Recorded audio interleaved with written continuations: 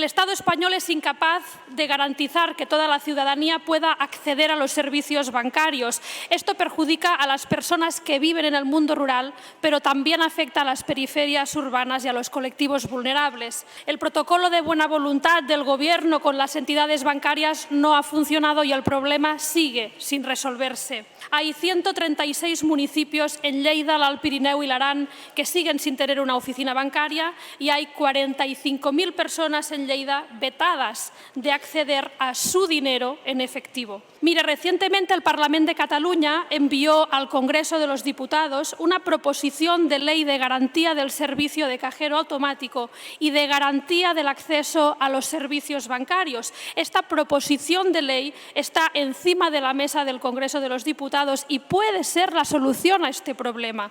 Por eso, pedimos al Partido Socialista que tramite de inmediato esta proposición de ley en el Congreso. Le pedimos que pongan una fecha.